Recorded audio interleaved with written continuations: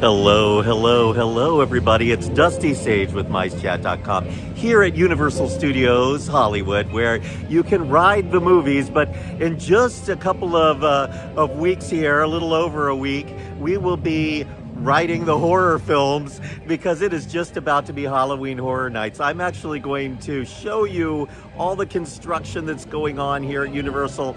Not just Halloween, there's also some exciting coaster construction going on right now and some other news throughout the park. So let me turn this around and we're going to go into Studio Hollywood. Are you a famous Tim Tucker? All right, so off we go. We're here on the upper lot, just inside the entry gates. There's a Chucky's bar that has been set up over here. Back there is Waterworld. The Illumination store is one of my favorite stores in the park. Some years ago, they created this new store, but it has a very old school Hollywood feel to it. Lots of minions in this store. There's also a little Hello Kitty shop inside the store. There is also a Hello Kitty store being built in Universal City Walk. Take a quick look at the wait times right now. 50 minutes for Harry Potter and the Forbidden Journeys, longest wait in the park right now. 20 minutes for Flight of the Hippogriff.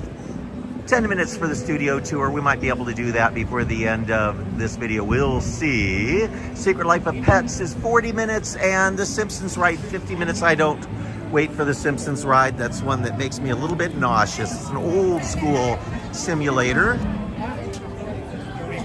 Been lots and lots of changes at Universal in the last few years. Some new things going in, including the Power Up Cafe over here. As we wander around, you'll notice lots of characters. I have been shocked at the number of characters here today. One of the trolls. I'm not big on the trolls. There was so much popularity for the cafe down in Super Nintendo World that they built this Power-Up Cafe here on the upper lot so you can buy some of the drinks.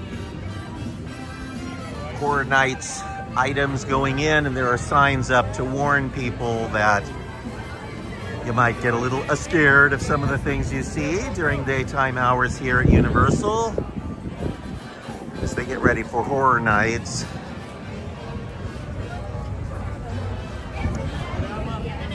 Do a loop around the upper lot here, and then we'll head to the lower lot.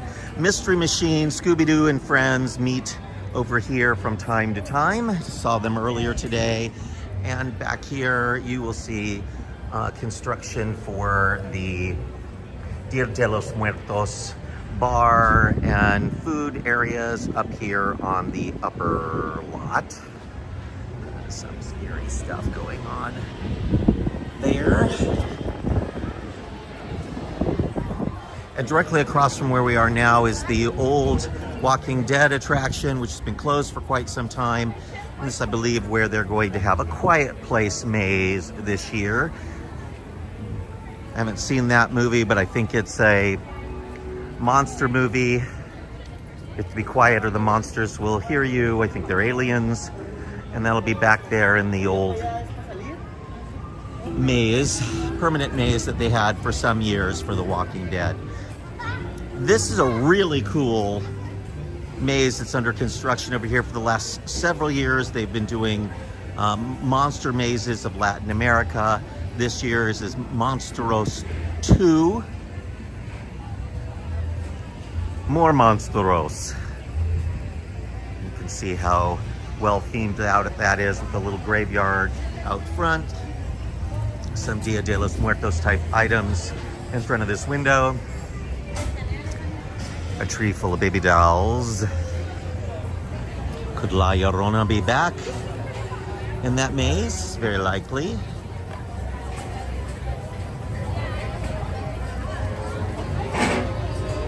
In front of us, coaster construction for Fast and the Furious. Sure does look like it's pretty far along. This is 2024, but that ride is not scheduled to open until 2026. It's just mind-boggling to think it could possibly take them that long. It doesn't look like it's more than a year away, but potentially up to 2 years away. I do like this artwork here for Horror Nights. Texas Chainsaw Massacre returning. There's Monstros.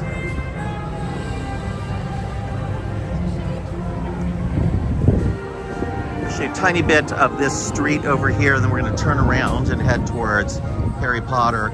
At the exit of Monstros, they've been doing for the last few years a kind of a scare zone that's really an extension of the maze. This year it's inspired by luchadores, the Mexican wrestlers. So you'll see them here, but they also have a tie-in to Mexican cinema. Some pretty big props that are out still in August. Imagine what some kids must think, because that is super silly fun land right down there. Nothing super or silly about this stuff, but Universal gets away with it. Halloween is their most lucrative time of year. Not only do they get full-priced admission from guests during the day, they get an even higher ticket price at night for their Horror Nights, which typically sells out. So they're double dipping. And then many guests pay hundreds more for front of line for those mazes. If you do pay the extra for the front of line, you can see everything. If you don't, on the busy nights, you're lucky to get in 3 mazes. Now, I make a policy for Halloween at Universal and Knott's Berry Farm. I'll only go if I can buy the front of line. If I can't afford the front of line, it's not worth bothering. Unless, of course, you do the frequent fear type pass that's good for every night. And then you can go and do 2-3 mazes early part of the evening and then go see a show and leave. We're gonna take a peek into Wizarding World, one of my favorite places on the planet. Very hot out here today.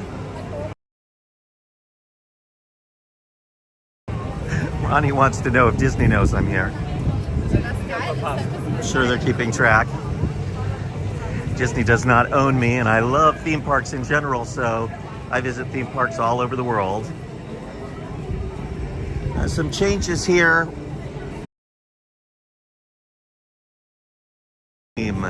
Store. To walk all the way through, I'll show you the ice cream.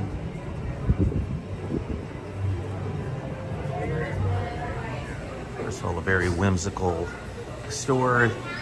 They have had baked goods and candies here since they first opened, but they've shortened pumpkin cakes, cauldron cake, but in the back of the store they've added ice cream, and this used to be plush and things like that back here, and now it's ice cream, butterbeer ice cream, vanilla chocolate, orange, Granny Smith, mint, toffee apple, banana, pistachio, and toffee nut. It is all soft serve with a swirl of flavor around the outside. Remember Disney California Adventures Catch a Flave? Same idea. Use of this side alley over here with fog and green lighting and special effects. I could do that all night long. Just loop around and visit the Death Eaters. In fact, I'm gonna go right now.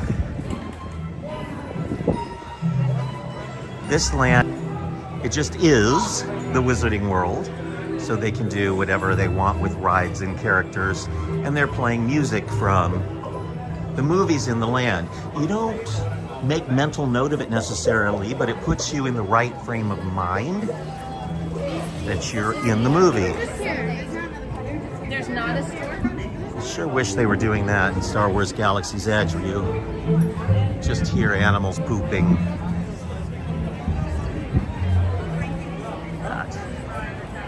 But off we go, because we have much more to see here today. I haven't been on the lower lot yet. It's pushing 91, 92 degrees here, so if you see me walking near stores and in the shade, there's a reason for it. I am dripping away.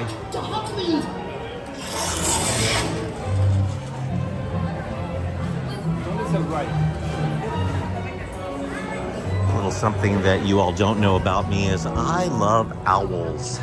I collect owls. I have owl prints and owl hand towels in my kitchen. Talking about earlier.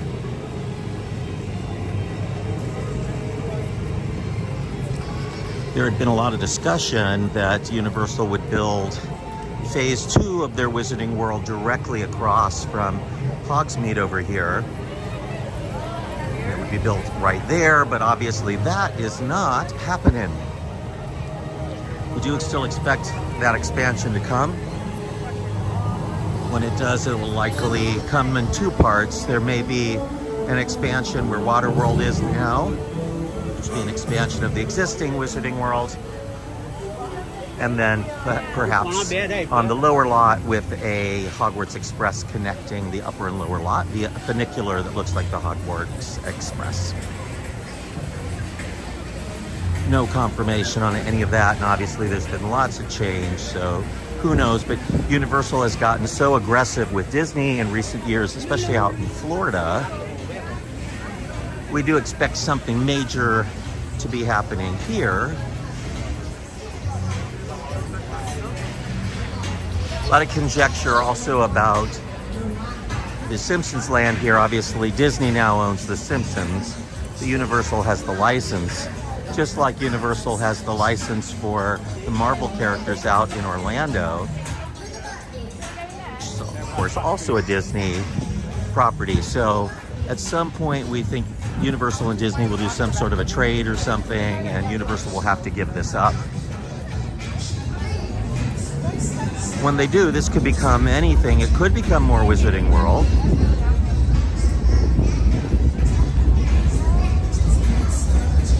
Nuclear power plant is melting down right now. You can hear rumbling and sirens going off. But it's starting to look a little faded here in Krusty Land. The colors aren't nearly as vibrant. It does make me wonder if they're contemplating what comes next. Wait times have not changed too much. They went down 10 minutes for Wizarding World since the video started. We'll look at the backside of coaster construction as we go down the Starway. Lots to see on the coaster construction. We'll stop at each one of the terraces and look up, because the new coaster is a terrain coaster, so it's built all the way down this hillside, all the way down to the lower lot. Hard to tell from here because you see a road there that's blocking much of the construction, but there is a lot of construction. We're speaking about expansion, and one of the things Universal has really wanted over the years is that golf course down there. They were able to get that golf course. It's located at Toluca Lake. They could build anything they wanted. More sound stages, more theme park. You can see Warner Brothers just on the other side of that golf course. Could connect Universal and Warner Brothers. They're so close. Universal is, of course, first and foremost a working movie studio. Here's one of those red awning trams. Glamour trams. Actually one of the newer trams that has been repainted and redressed to evoke the feeling of their original glamour trams, which were designed by Harper Goff, who also did, of course, lots of work for Disneyland. In the early days of theme parks, Disney folks were really the masters at it, and a lot of those mostly men at that time went on to build things for Universal Studios in Knott's Berry Farm. Bob Gurr built the Kingdom of the Dinosaurs for Knott's. Rolly Crump did the Berry Tales ride in the same location. more of that coaster construction here. This is just the kickoff point. When we get down to the next level, we'll look up from there and you'll see more. Some promo for a movie I've not seen yet, The Wild Robot, September 27th. I hadn't even heard of that one, but I love animation.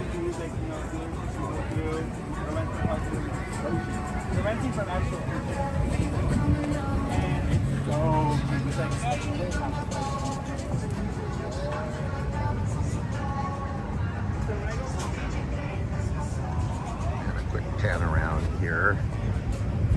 The far side of the Universal lot, you see some big sound stages way back there, but just to the left of the Universal sound stages, you'll see Warner Brothers. Here's that golf course we were talking about. Disney is in the distance as well. Beyond Warner Brothers, you'll see a cream and turquoise building, a little hard for you to see. Right in the center of the screen there, that tall tower is ABC.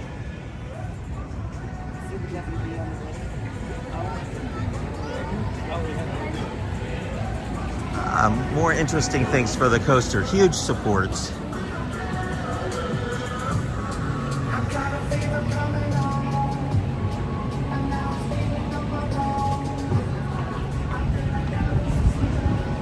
So the square boxy building at the top is the load unload station. It does have what appears to be a linear induction launch system. May also be controlling multiple launches throughout the ride. It's a drift coaster. It's a new technology.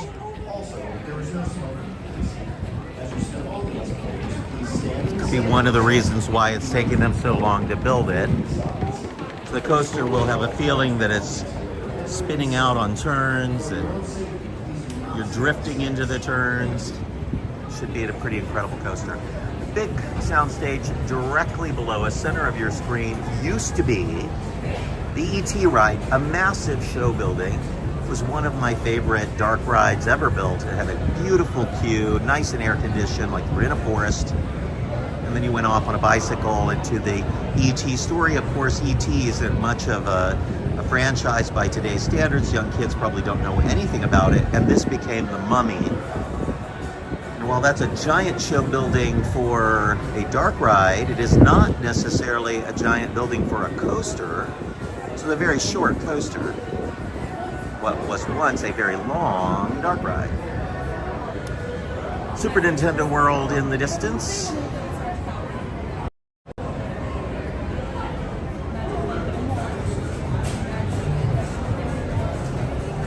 We'll head in there as well, don't you worry. As long as there's no big long line to get in, we will go in and see it.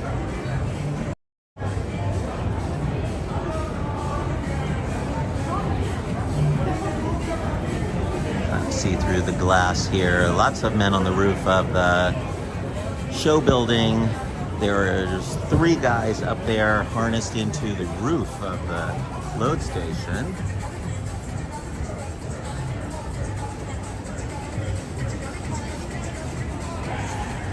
Let's take a close look at what's going on because there's so much haunt construction going in several of the sound stages.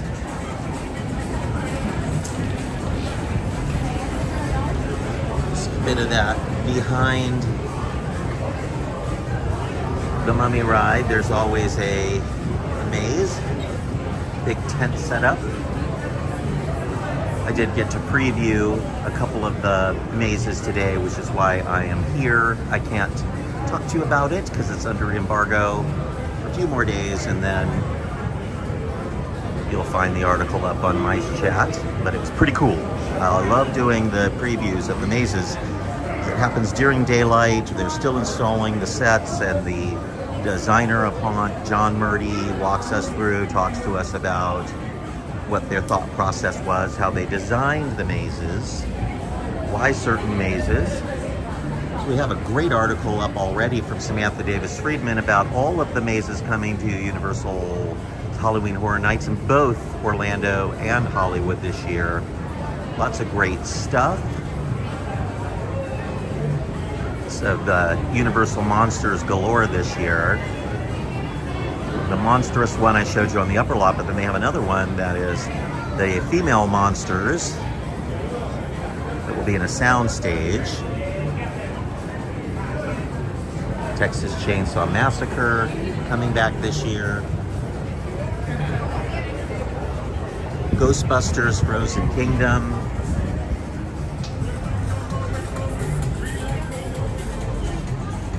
And you can see how the Jurassic World ride hides the coaster construction for Fast and the Furious, so you don't see it from the lower lot, even though it comes all the way down to the lower lot.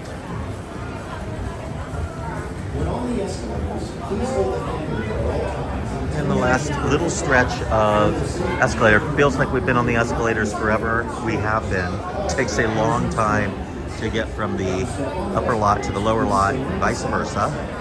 So it's not one of those parks where you just run from one end of the park to the other. You need to plan your transition from the upper and lower lots because there's so much time required to get from one to the other. But it is unique, and I love how creative they've gotten with their terrain. It allows for some beautiful vistas. They redid the Jurassic Park ride into Jurassic World a few years ago, basically updating the show with some new technology and video projection and new water effects. Do raptor encounter back there. They have some larger puppet animatronics as well. We're turning this upper patio over here into a bar for Halloween Horror Nights.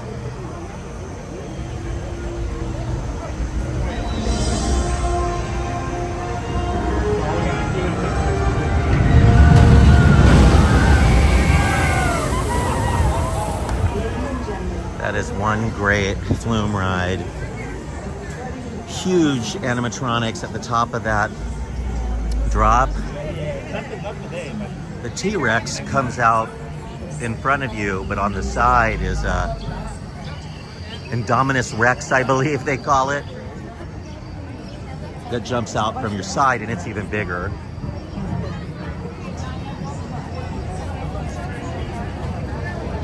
But like, they can't get enough Nintendo right now. They have this Nintendo drinks and popcorn snack cart here, and they have the one that I showed you on the upper lot, and of course the land.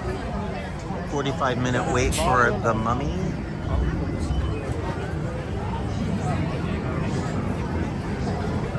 Directly in front of us is Transformers. I can mention a little Disney thing here because if you've seen the ride vehicle for the new Avengers ride going into California Adventure, it is essentially the Transformers ride from here at Universal. Optimus Prime over here, I think. Is that his name? Begin. Let it start. Whatever. No, it's Megatron. Megatron.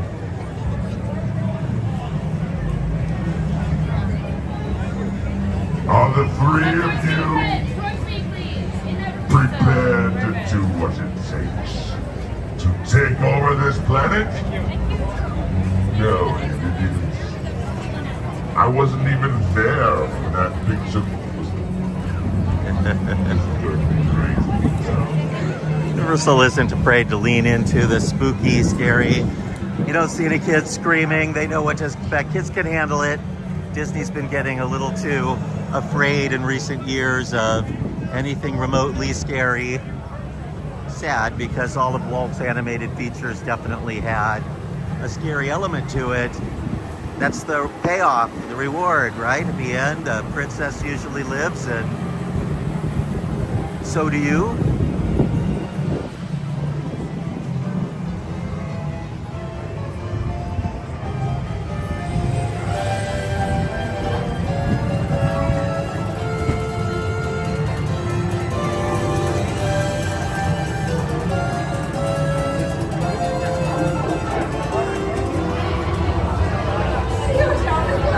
Welcome to Super.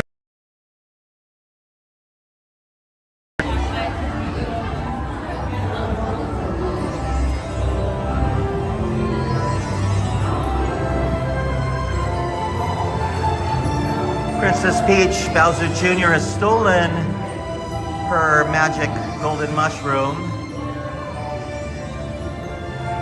Kind of the premise of the land is your job is to help get that back for her. And you can accomplish that by competing in various games that are here in the land, riding the ride.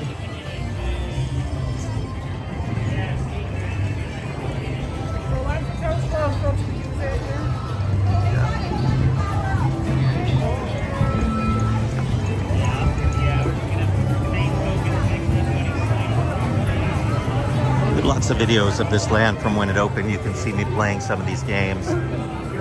My power-up band.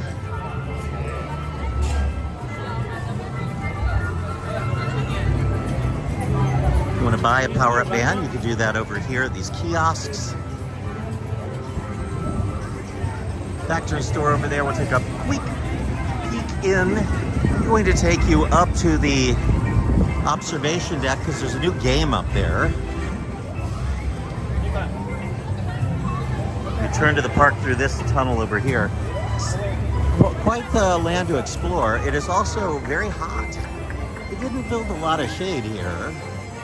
Built another one over in Orlando. Epic Universe is going to have a huge Super Nintendo world with an expansion that has a Donkey Kong coaster, which is one of the most unique coasters ever built. You'll have the sensation of jumping the tracks over barrels. Very, very creative coaster design. Just one of many. They also have a Monsters ride, Universal Monsters. It's similar to Harry Potter and the Forbidden Journey Kuka Arm ride.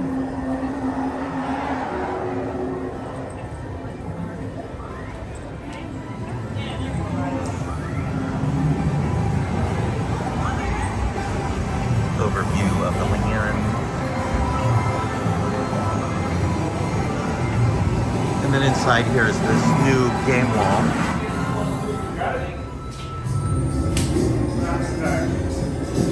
Some people waiting to play over there, so we'll get to maybe see how they tap their band.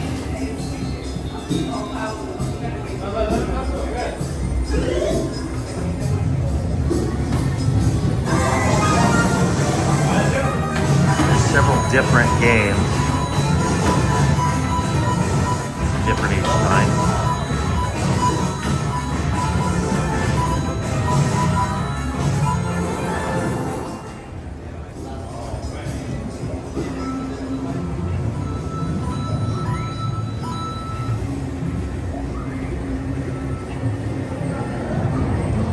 I like the caves here. Air conditioning. Very nice.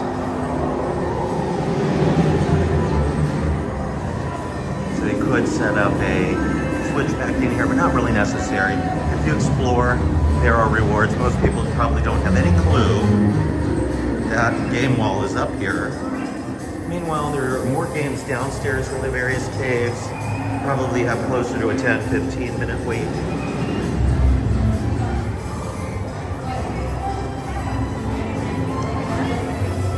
The main draw of the land is the Mario Kart ride, which I really think is a lot of fun.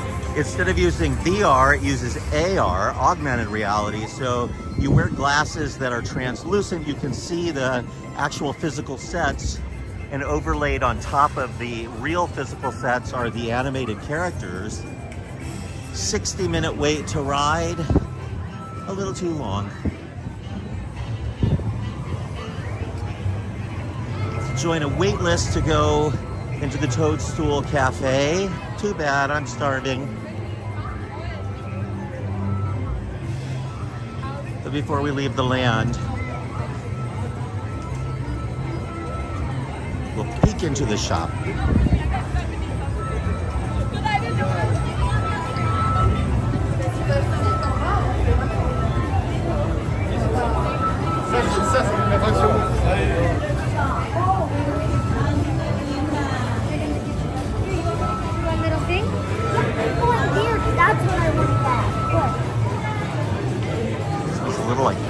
in here right now, so they must have been doing some touch-up after hours.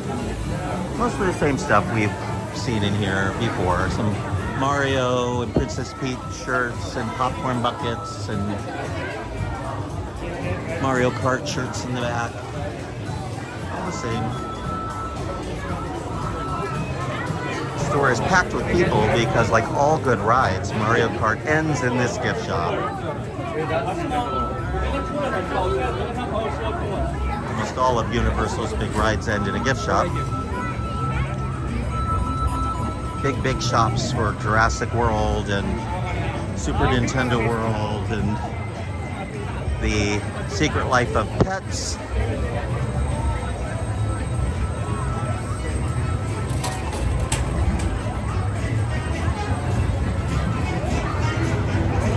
We're just up there. And out we go. If they were to build a Donkey Kong Jr. or Donkey Kong coaster or something like that, you would probably end up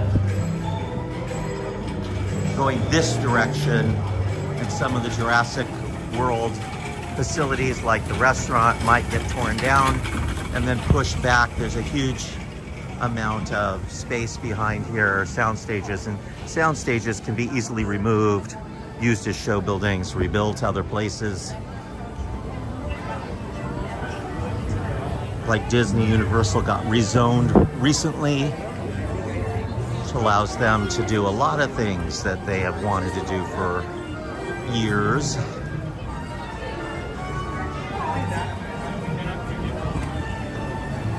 They use these misters all over the park. They're not pretty, but they are needed. I feel like Dusty is cooling down. Isla New Bar, you can get a tiki drink here. They even have special tiki mugs.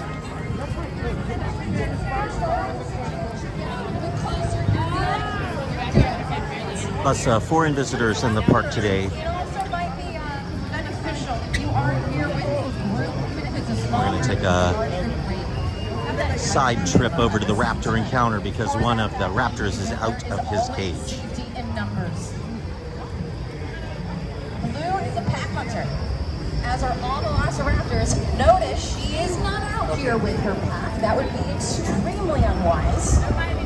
We purposely will not have more than one adult velociraptor out here at a time. And that is because they are ambush hunters. They use their numbers to outnumber their prey and hunt them down. So when she sees she's outnumbered, when the people are directly in front of her like this, she's going to reevaluate how she's going to respond to you. It's not going to be, you know, a complete fail-safe, but it is going to help. And if you're feeling nervous, it's okay. You're going to be totally fine. That's why I'm here. You're doing great. Round of applause for this incredibly brave volunteer, everybody. Like I said, this takes a lot of courage. And you can see how Blue is not sensitive. That's Blue. This is curiosity. It can be an intimidating sense. The signboard says it's a 10-minute wait for a studio tour. We're going to go investigate that. If it's truly 10 minutes, I'll chat with you all a little bit in queue, and then we can go ride the studio tour. I will need some encouragement. I have no clue how many people are watching, so let me know if you'd like to go on the studio tour. Give me a little thumbs up or a comment, and we'll do our best to make that happen if the line's not too long. A little bit overheated, so I have to wait out in the sun. It's a no-go, but I might just be able to make it happen for you all today.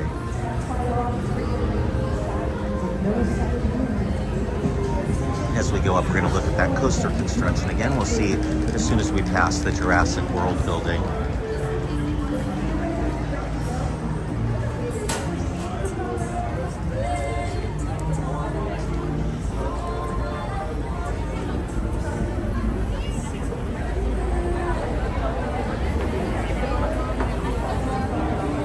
I got all the people coming up and down these escalators. There's 2 escalators going down, 2 going up. Used to only have 3, and they would reverse the middle one depending on the time of day. So in the mornings, you'd have 2 going down. In the afternoon, you'd have 2 going up. And then when they built Super Nintendo World, they knew they would need to build more capacity. So they did build an extra escalator bank. This used to be a complete dome, and they built that straightaway section off to the side over there to our left. Looks like it's always been that way, but it was necessity to do that. Disney learned they needed to cover their escalators from their parking structure after they built them. The state wouldn't let them operate them because it required that they be covered.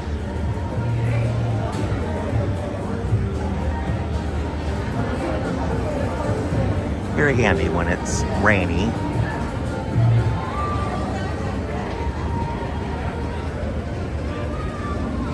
Wish I could ride Jurassic World today. The line was too long.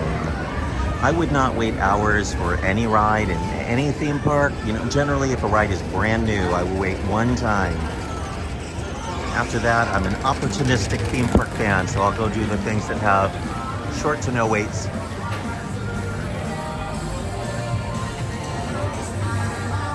In this park, you would go do Water World, wander around Wizarding World,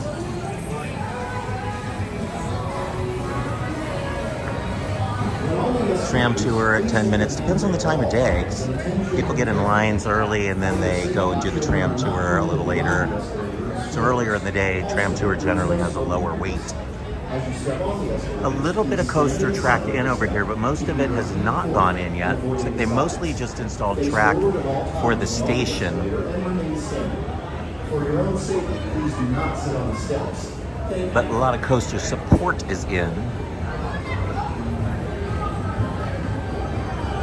And again, we think that the majority of the delay on this construction is more for the technology than the installation of track.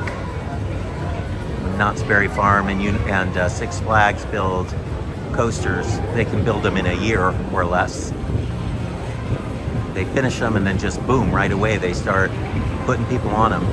That won't be the case for a fancy coaster like this. Will require a lot of testing. It's like Disney's coasters all require a lot of testing, months sometimes before they open to the public. Even a simple ride like Tiana's Bayou Adventures, just a flume ride, with show sets off to the side, required over a month of testing with guests before they felt comfortable officially opening it. Same will likely be true of Disneyland's version, although they've announced a November opening date.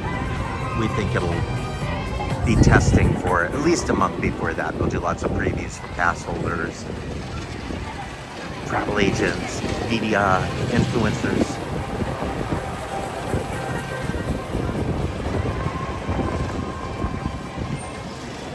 The coaster has to be built in a way that this service road can still be used.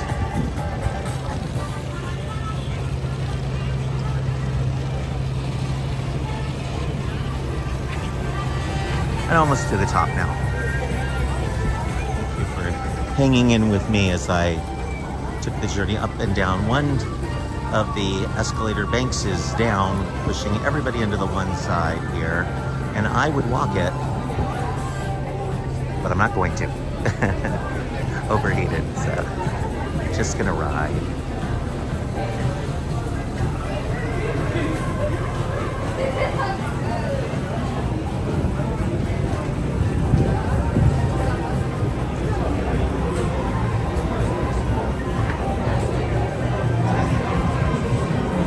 I used to live down there near all of the studio buildings. I lived very close to Disney Studios for many years. I moved down to Orange County to be closer to Disneyland. And now I live out in the desert near Palm Springs and the new Cotino project Disney is building. A housing development out there in the desert, not far from where Walt Disney used to have a home. He actually had several homes in the desert. I will unfortunately never be able to afford to live at Cotino. They have an article up about it today on the website, checkmychef.com, see pictures of Catino, and then also another development Disney's building in North Carolina. The homes start in the upper millions, even for their small properties. Count me out. As much as I would love to live there, I will never have a couple $1 million to buy a home. Not on a blogger's salary. All I can do to afford getting annual passes to all these theme parks. As my grandmother used to say, you only live once, enjoy it. And for me, it's theme parks, so that's what I put my money towards. Lots of trips to theme parks all over the world.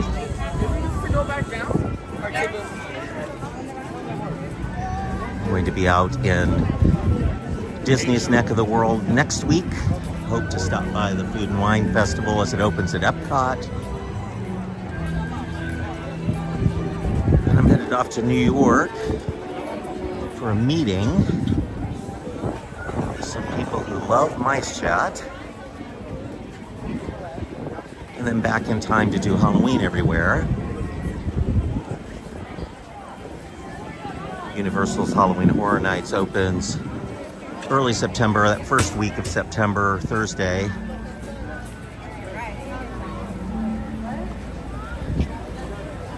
Disney's Halloween time starts this Friday, so we'll be there on Friday live to bring you Halloween.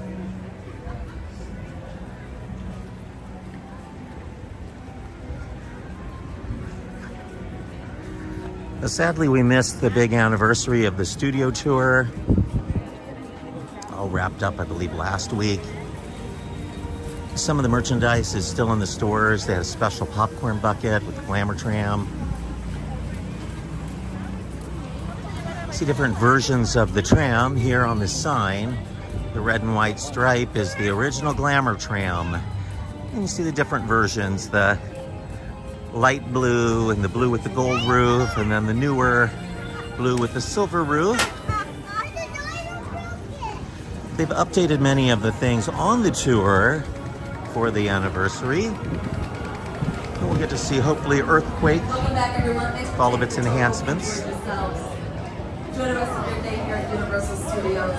We close at 7 p.m. Ed wants to know if I've taken a Paramount studio tour. I have friends that work at Paramount, so I've been toured through it, but never the official tour. I've done the Warner Brothers tour multiple times, both the regular version and the VIP version. Highly recommend the tours of many of the studios. The VIP tour here at Universal is also spectacular. If you can afford it, it's worth it. Not only do you go on a small tram, you get access to some of the sound stages, but you also get lunch and access to their VIP lounge, and you get to ride front of line on the rides afterwards, or before, depending on what time of day you take the tour. Very short line. We're gonna take this together, so hang in here with me. I'll do my best to look at the comments and answer any questions you all may have. Been coming to this park since I was a little boy. I remember riding the studio tour when it was in 2 parts. It was a plaza about halfway down the hill, probably right about where we are, where they had the Battlestar Galactica stage, the little show. There was a $6 million man playground, restrooms. It was a great way to do the tour because it gave you an opportunity to take a bathroom break to get little kids. Makes it easier. Nowadays, it's a one big long tour, although during the anniversary, they had guests exit the tour near the Psycho house, so we'll see if they're still doing that. Some neat video on the screens right now of the original studio tour, including the $6 Million Man ice cave, which sadly went for them to build Fast and the Furious. Now that they're building a Fast and the Furious coaster, we do wonder if the Fast and the Furious attraction on the tram tour might get rethemed to something else. It's a 3D kind of a film that takes place around you. It's okay, but the CGI on it is not that great. I know Universal would probably love to take a second crack at doing something in that space, and they're not sentimental about their attractions. So Universal doesn't hesitate to pull out an attraction, whether it's old or new, and put something else in. They don't make a big deal out of it. 60th anniversary, that's the date I kept thinking of in my head, so I've just been saying the big anniversary because I couldn't remember the year. 60 years. I'm not 60 years old, but you can see what the glamour trams used to look like.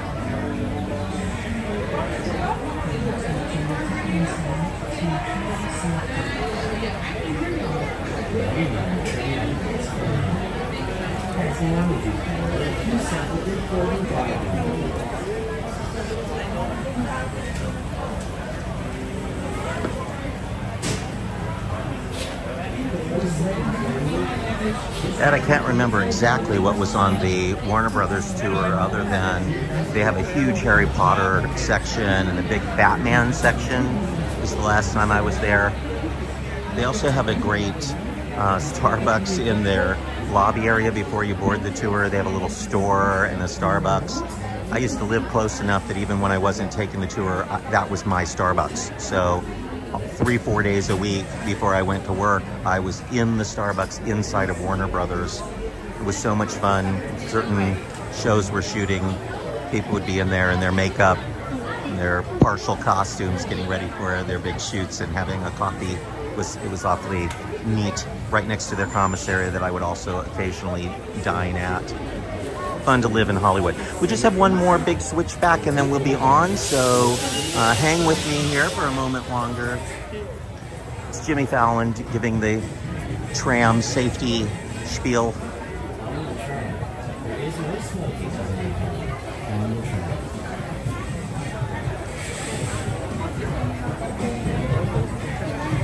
No smoking on the tram. Old school, they've made it look. Looks like Chaka from Land of the Lost was.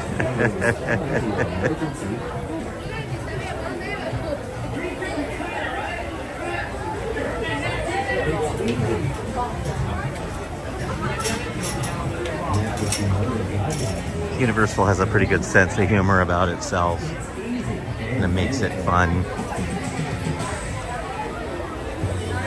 See, this is the last switchback section here, down and back.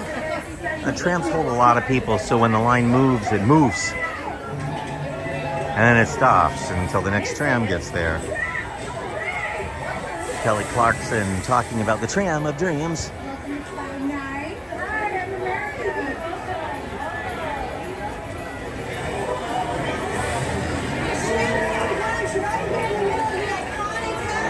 I believe Kelly's show before she moved to New York used to shoot from here.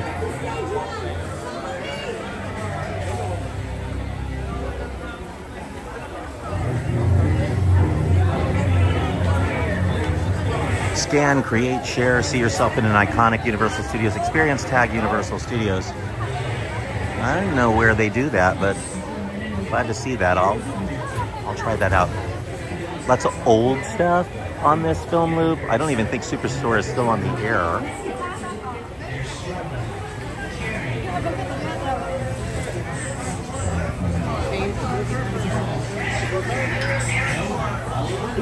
Almost on now. Very close. Superstore. I did like Superstore.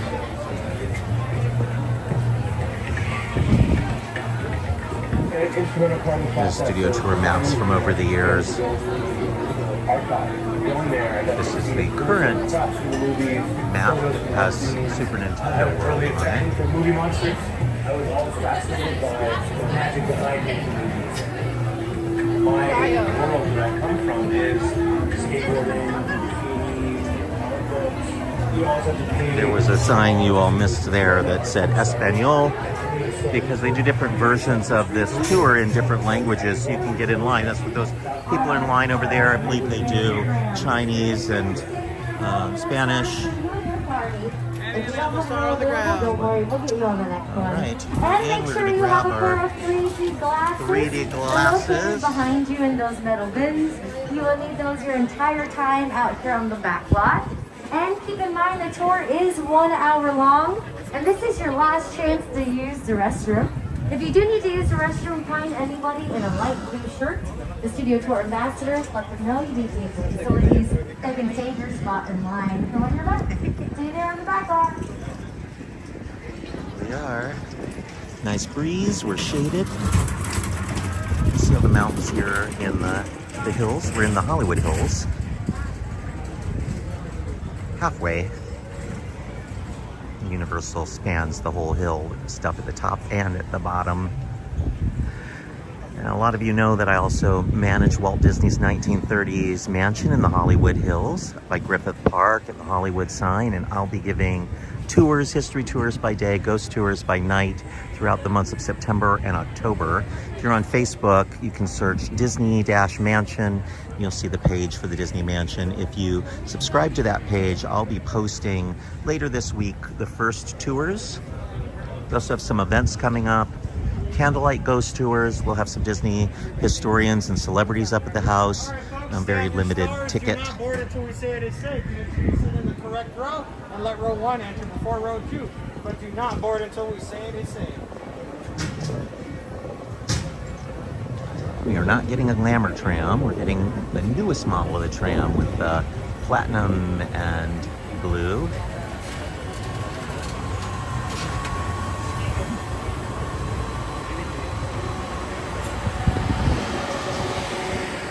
People ask me all the time which are the best cars to be in. I think second and the third vehicle are the best.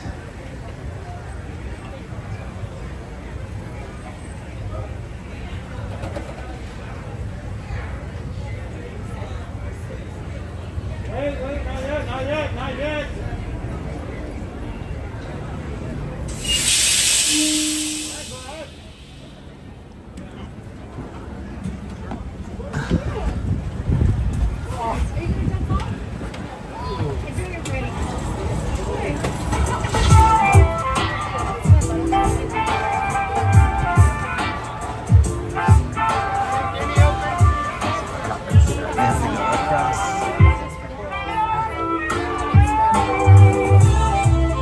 Hi everybody, welcome aboard the Universal Studios tour.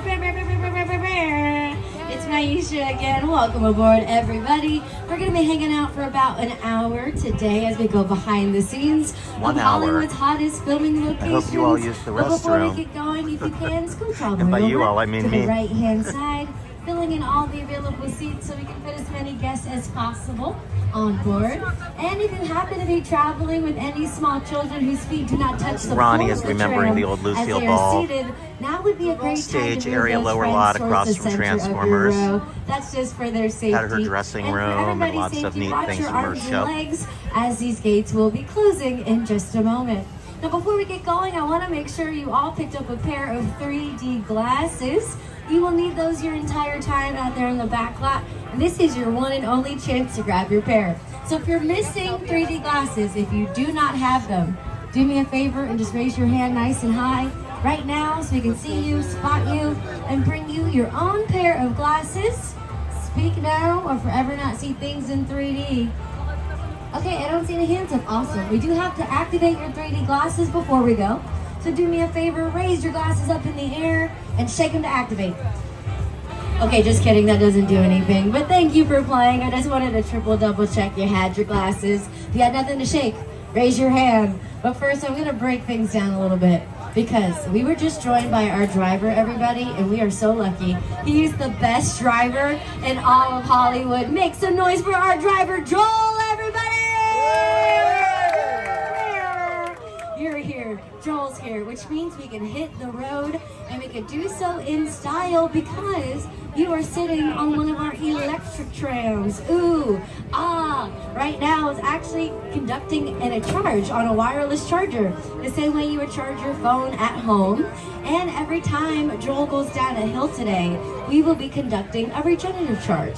So look at us multitasking with the best of them. By 2035, all of our vehicles are going to be electric. So look at us going to the future. And that's just some of the ways that Universal is growing and expanding. And during the tour, and I'll point it out to you, you're going to see construction of our full-length roller coaster, Fast and the Furious Hollywood Drift, and they're building it in the side of a hill. It's amazing. But before we see the roller coaster construction, let's go over our safety rules of our entire Please tour remain together. seated, everyone. Keep your Everybody, hands, first arms, and feet, and foremost, legs please inside stay the tram. seated at all times, keeping your arms and legs inside the vehicle.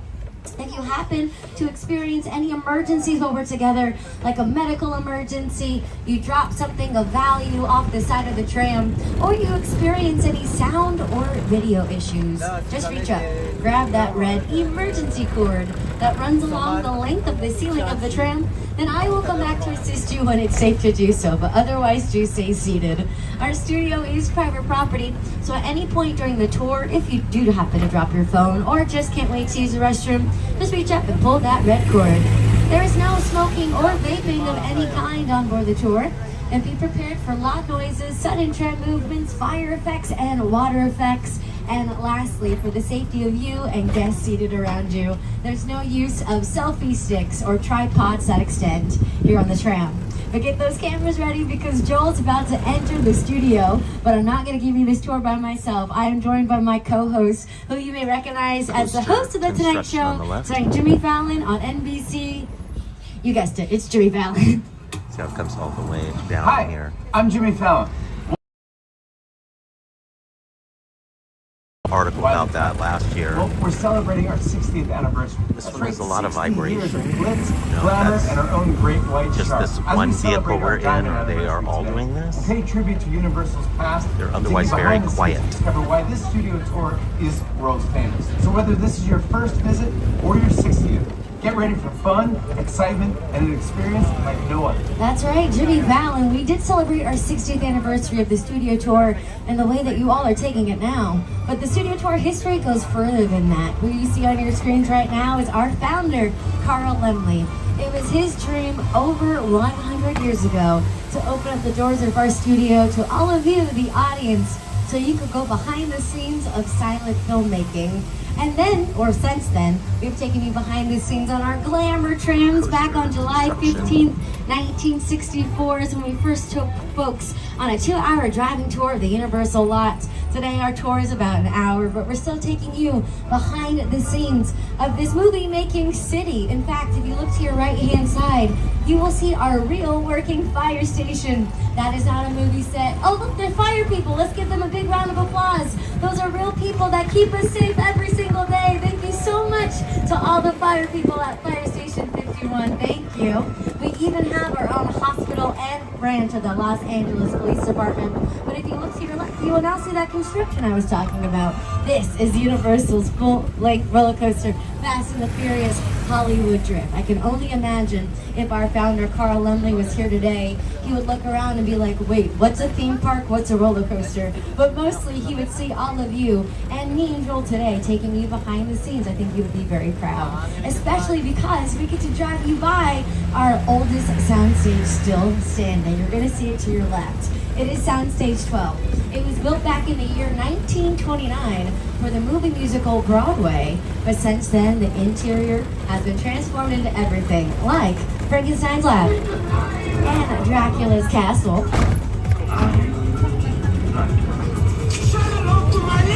He also Scarface's Mansion, the Clock Tower from Back to the Future, Visitor Center from Backside Jurassic of Park, Waterworld my there on our favorite, right. Who Will Not Stole Christmas, and Couples Retreat, all filmed in Soundstage 12. Now you saw the interior of that soundstage dressed or decorated for close it filming, is to but what Super you're looking at Nintendo on your World. That's screens right Super now Nintendo is what World the that we're now interior of our driving soundstages behind. look like the majority of the time. I know it's not very glamorous, the walls are blank, but they are really special for filmmakers. In fact, if you look at this soundstage to our left, the doors are open. You can peek inside and see the interior is padded with this material. We call it Instaquilt. The exterior of the walls are also special for filmmakers. They are about 4 times thicker than the walls you have at home. All of this allows these buildings to become just about 98% soundproof, giving productions a controlled environment to capture the actors' dialogue and talking. It also blocks out the sound of all the traffic driving by, and the noises coming out of the sound stages to our right. That's because to our right, that's not a soundstage. To the right of the tram is Mario Kart Bowser's Challenge, everybody. That is a theme park ride. Universal is the only place in the entire world with a theme park and movie studio right next door. So while you all are defeating Bowser and all his Goombas, productions like Bel Air, the dramatic retelling of the Fresh Prince of Bel Air, can film here to our left in Soundstage 14 since the building is soundproof. Now you can catch up with Bel Air as it streams over on Peacock, NBC Universal's very own streaming service, and it stars Jabari Banks and Ollie Charlatan as Will and Carlton. And they're going to jump on board to welcome you all here to Universal's front lot. Boys, take it away. Leaving the theme park behind and entering the front lot where real Hollywood magic is made. How? Well, inside the sound stages that surrounds us, we can create any kind of environment the script demands. For the past 60 years, studio tour visitors have driven right by these buildings, and inside these walls, the scenes from your favorite TV shows and movies have transported audiences anywhere the imagination can take you. Even to a palatial mansion in Bel Air. When we film Bel Air, we love coming out of the sound stages and seeing the trams filled with excited guests as they drive by. So, keep an eye out. You never know who or what you'll see on the studio tour. That's very right, boys. In fact, if you look to your right, you're going to see some sound stages where a lot of Universal television legacy has been taking place, which dates back to the opening day ceremonies of the 1939 New York's World Fair. But since then, we have produced and televised hit shows like Based on a True Story, which also streams over on Peacock, and that stars Chris Messina and Kayla Kyoko. But if you keep looking to your right, you'll see your first celebrity sighting of our tour. You'll see some Minion friends welcoming you to the front lot. The Minions are brought to us by the folks over at Illumination Entertainment, and they have their offices here on the lot. And Joel will be driving us by as we pass the production bungalows. To welcome you all to the production bungalows is CEO and founder of Illumination Entertainment, Chris Meledandri.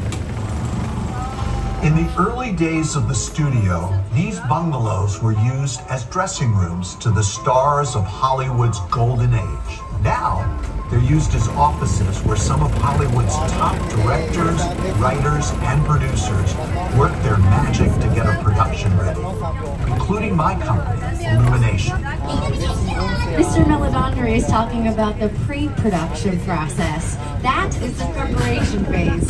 That's where the script will be written, the actors will get cast, the budget will get flushed out, amongst many other steps. And like he was mentioning, a lot of times that happens here in these production bungalows, where companies like Illumination and Mark Platt Productions call home.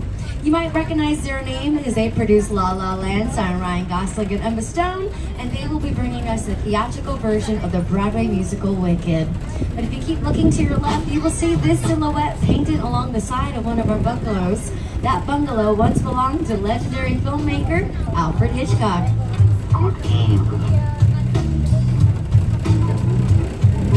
My name is Alfred Hitchcock. That was his offices as he was filming Alfred Hitchcock's Presents here on our studio lot. That was his television show. More television shows film here every day, especially at the end of the road here. This is where we film Lopez versus Lopez, which stars George Lopez and his real-life daughter, Mayan Lopez. This is also where we're filming a pilot. That's a brand new show that's not even out yet. It is called St. Denis Medical. It will air on Thursdays on NBC. And here's a sneak peek of its stars. Hi, I'm David Allen Greer. And I'm Wendy McClendon Covey. And I'm Allison Tolman. We're on the set of our new hit sitcom, St. Denis Medical. Indeed they are. They're standing inside of the soundstage to our left. However, the exterior of St. Denis Medical is going to be...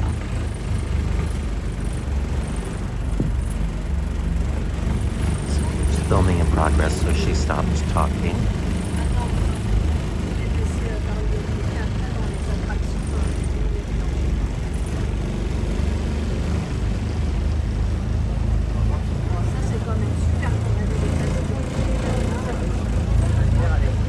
Alright everybody, I think we're safe enough away. They were rolling cameras on St. Denis Medical, so I had to jump off the microphone. Since our buildings are about 98% soundproof, we do have that discrepancy there.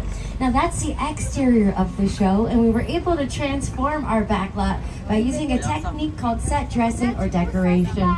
But go ahead and buckle your seatbelts for me, because Joel's going to take this tram up to 88 miles per hour. Because where we're going next, we don't need roads. We're going back to the future. And you may have guessed, Courthouse there's no Square seatbelts right on in the front of tram, us. and you can't actually get up to 88 miles in speed. But we are taking you to Hill Valley, California, featured in Back to the Future. And here is one of the producers and stars of the show to tell you all about this area of our lot.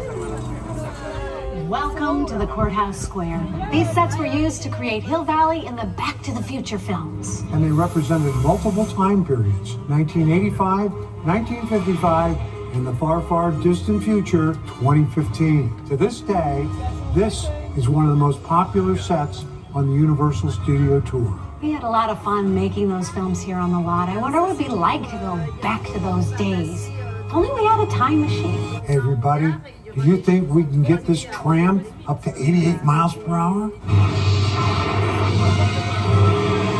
See you in the future.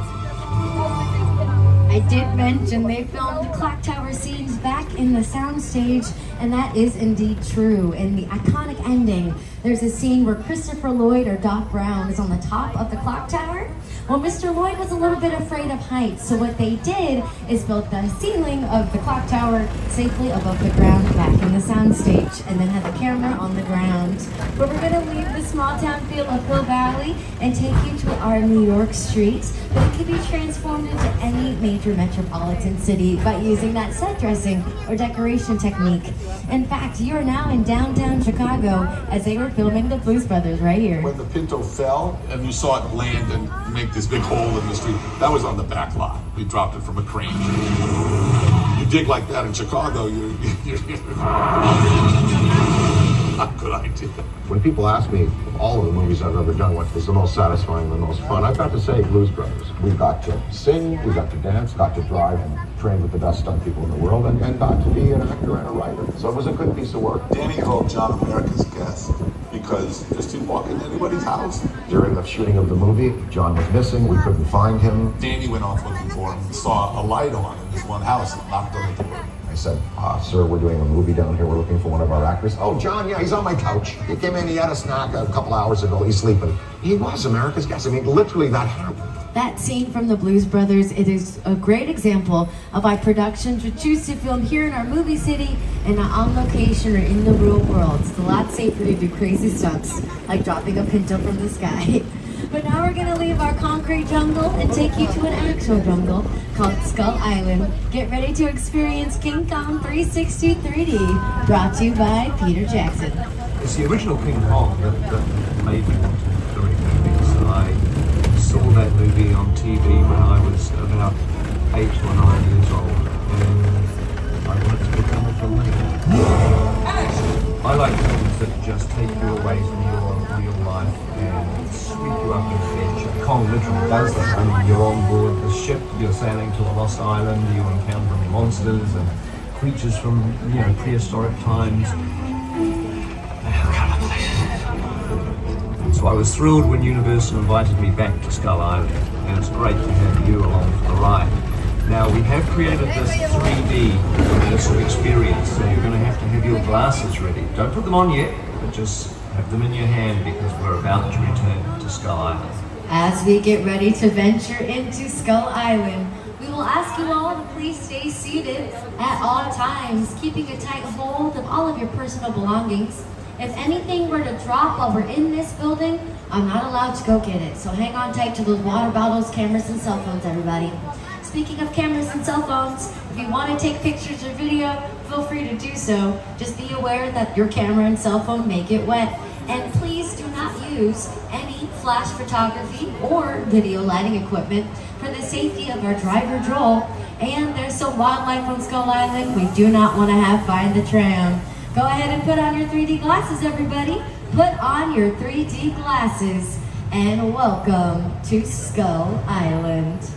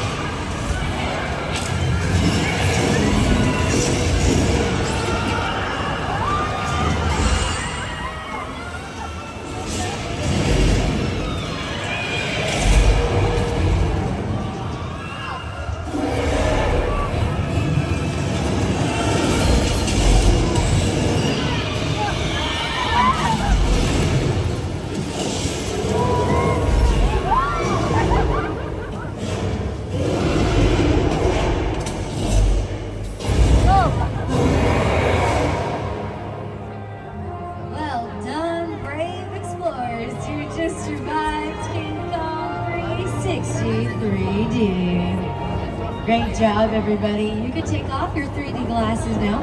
Do hang on to them like I mentioned when you got on the tram. You will need those your entire time out here on the backlot. But do not worry, I will tell you when to put them back on, so just keep them handy. In the meantime, check out your screens. You will get a behind-the-scenes look into how this epic battle was designed for us here at the studio tour. It was shown on some of the world's largest digital version of Kong is because the old animatronic version burned down in a great studio fire. Took out a big portion of the backlot, some film archives, a lot of things lost forever. Was designed by Peter Bob Jackson Burr, and the the Disney filmmakers at a legend, company built that called big Weta Kong. FX. The folks over at Weta FX designed Thanos for Disney and Marvel's The Avengers franchise. They also worked on the digital special effects of the Lord of the Rings and the Hobbit trilogies, amongst many other films. But they're going to jump on your screens and let you know what it took to bring this epic battle to life for the studio tour.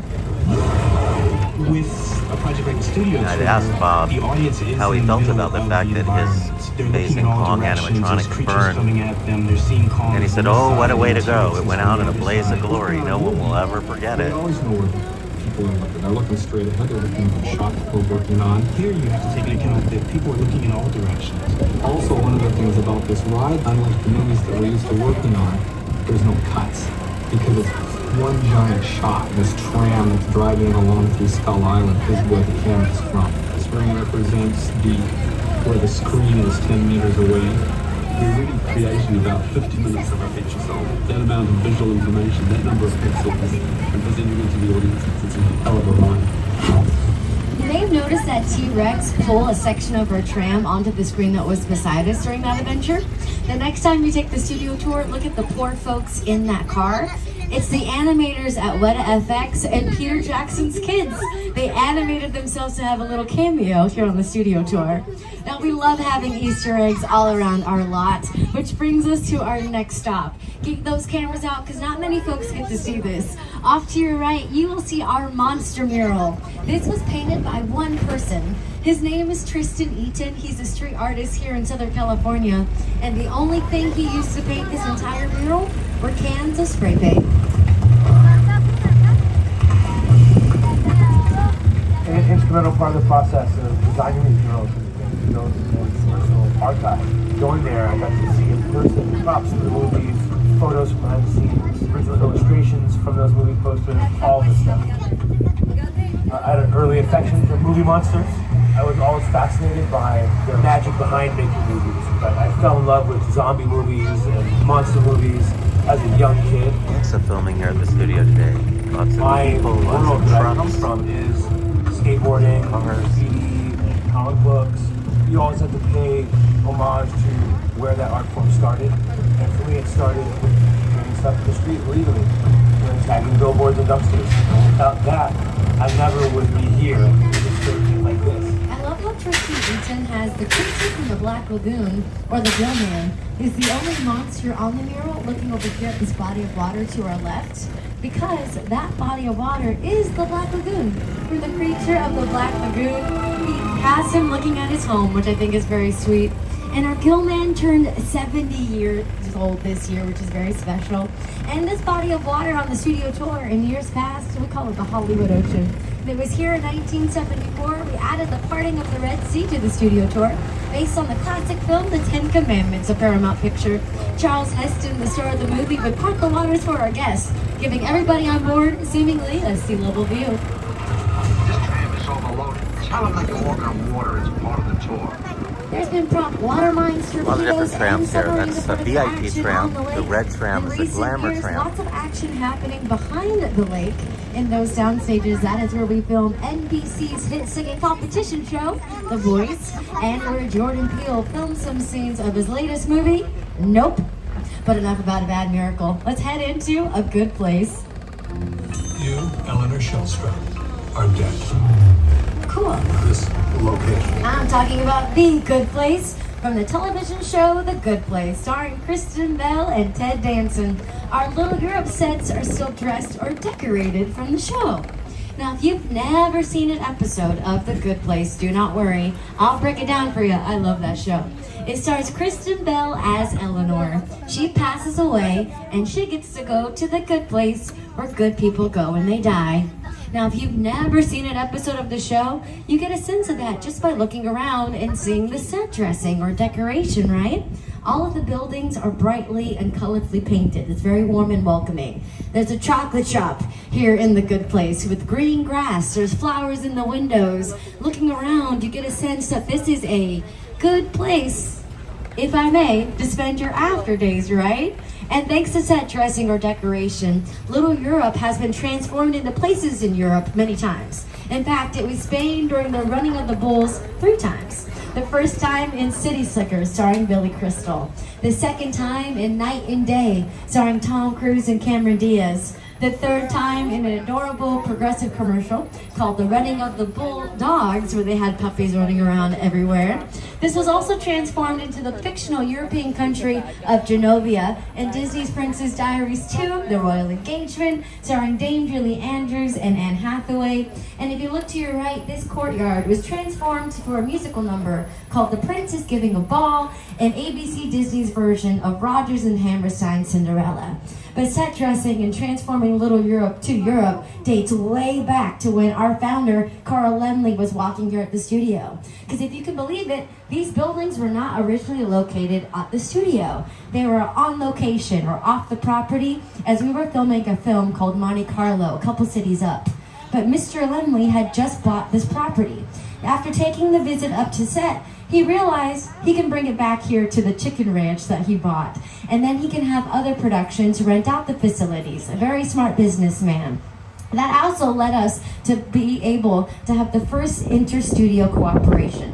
One of our movies that filmed here, we were utilizing it during the nighttime. However, we wanted you, the audience, to believe we were filming during the day. So we were able to rent out that lighting equipment from other studios to help them stay afloat during the Great Depression. Now that is the type of practices that still continues on to this day. You heard me talk about ABC Disney and a Disney movie here in Little Europe. I'm not going to get in trouble. That's what we want. We want other studios to utilize our facilities all the time. But since you are here on the tour, you get to do what we call location scouting. You get driven around the studio, in this case it's by Joel, and you can find the right location to help tell your story. Keep that in mind as we play a little pretend here in Little Europe. Let's dress or decorate these sets differently. Let's paint them darker, more mysterious and ominous in color. Let's remove those flowers and add some cobwebs, light some torches, maybe even have some angry villagers start running around.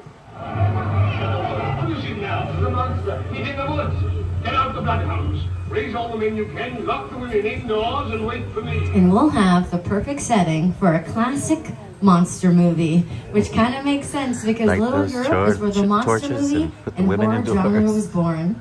Universal Studios created that genre of film with movies and monsters like Frankenstein, the Son of Frankenstein, the Bride of Frankenstein, Dracula, the Son of Dracula, the Bride of Dracula, the Wolfman, the Invisible Man, the Gill Man, essentially. You name a monster, they were here at our studio. And that genre of film helped save our studio during the Great Depression. Those monsters were doing well at the box offices while other studios' gangster movies and musicals weren't doing as well. Now, we do love our monsters and paying homage to them, and they did inspire filmmakers today here in Hollywood.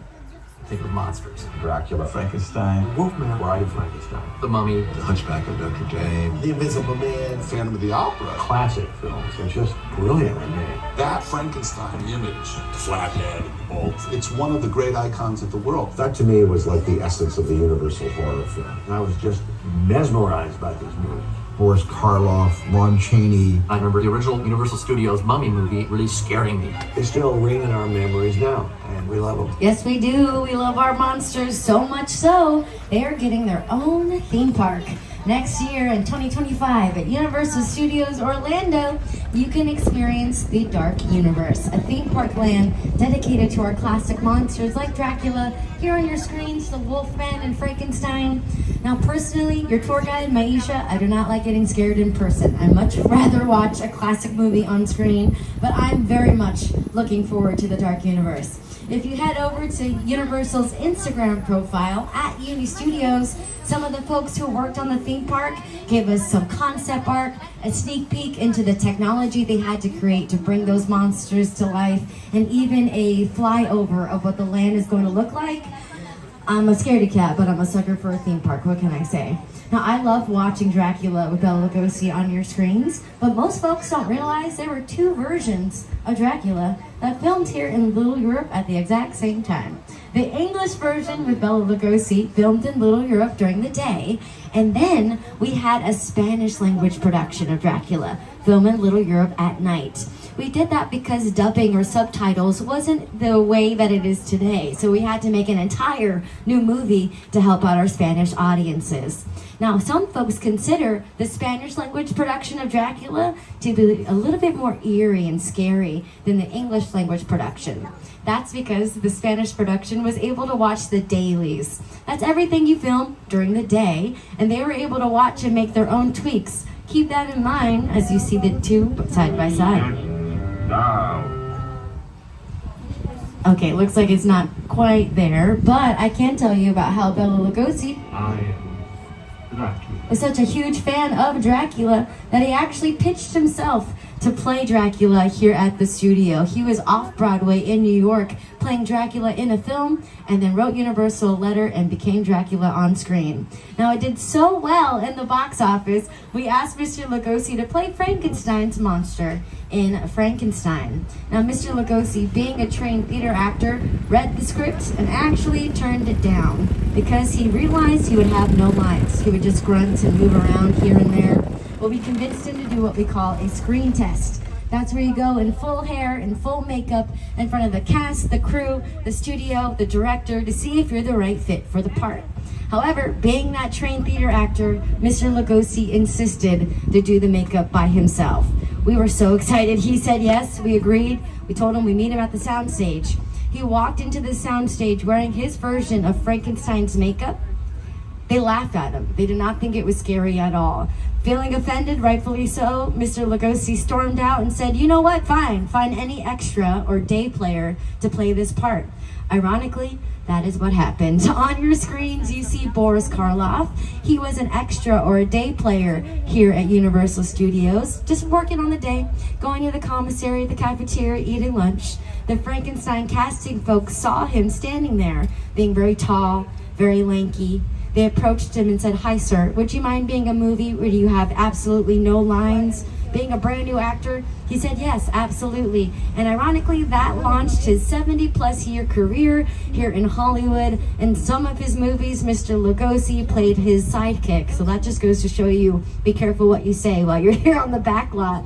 Now, what you see on your screens is Mr. Karloff in the iconic Frankenstein makeup, and that is because of the man applying that makeup. That's Jack Pierce. He is the reason we know Frankenstein to be green, the flat head, the skulls, the screws in the side of his neck, because that's not how he was described in Mary Shelley's book of Frankenstein.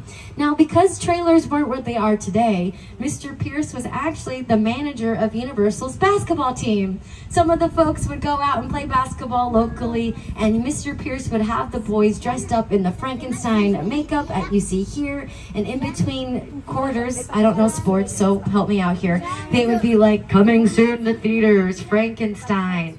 And that's the reason why folks went out to go see our monsters. But little did Universal know, the boys that got to play on the basketball team did so well, they qualified for the Olympics way back in the day. And they were the first ever gold-winning medal team in basketball, all because we wanted to get the monsters out to all of you. Crazy. We're going to continue on your Hollywood experience, though, because Joel got a special permission to go inside of an actual soundstage. This is what we call a hot set. That means it is dressed and ready to go. That being said, we'll ask you all to stay seated and hang on tight to all your belongings so we don't interfere with the production when they roll camera later tonight. Now, they chose to pick this soundstage because it is 2 stories. If you look to either side of the vehicle, you'll see those staircases that lead up to the city set, which allows for a continuous take of the camera. Essentially, production can yell action and follow the actors all the way down from the city set here to the subway. Oh, hang on. Oh no. Alright, everybody, it looks like earthquake. An earthquake, that's totally normal. But we do have to ride it out till it's over, so hang on tight.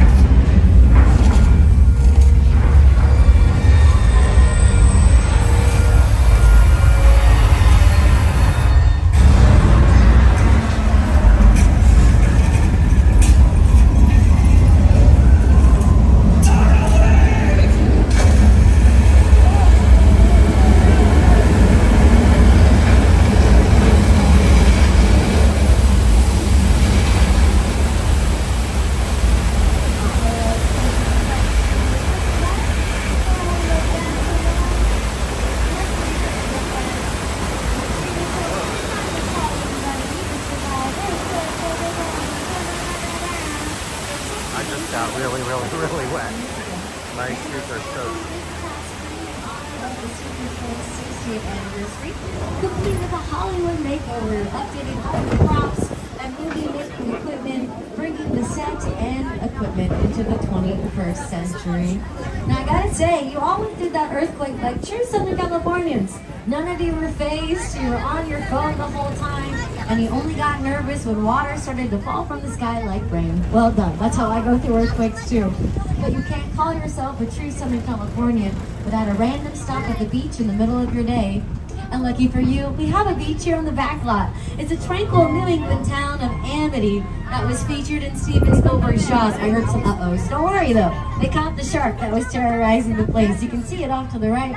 And Joel and I arranged the very special Q&A with the man behind the epic catch, Police Captain George. He's gonna come up from the water and tell us how he caught that shark all by himself this morning.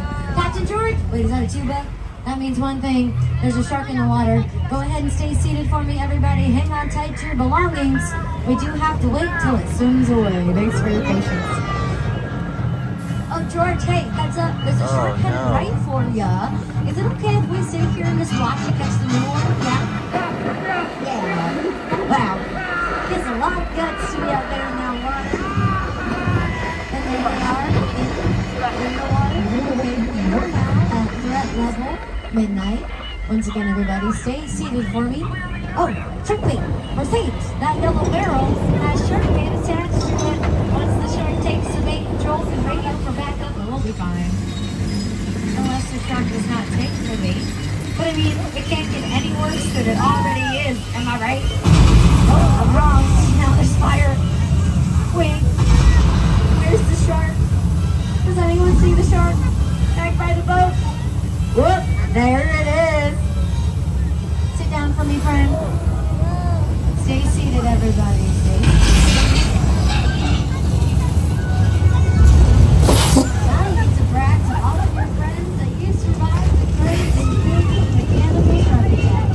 Yeah, the shark was saying the fear is real. I saw you jump. Don't lie, I saw you. Now, our shark jumping up and scaring you, that is what we call a practical special effect. Anything that can happen in front of a tram or camera to elicit an emotional response from you, the audience. Sometimes filmmakers will add weather effects to do the exact same thing.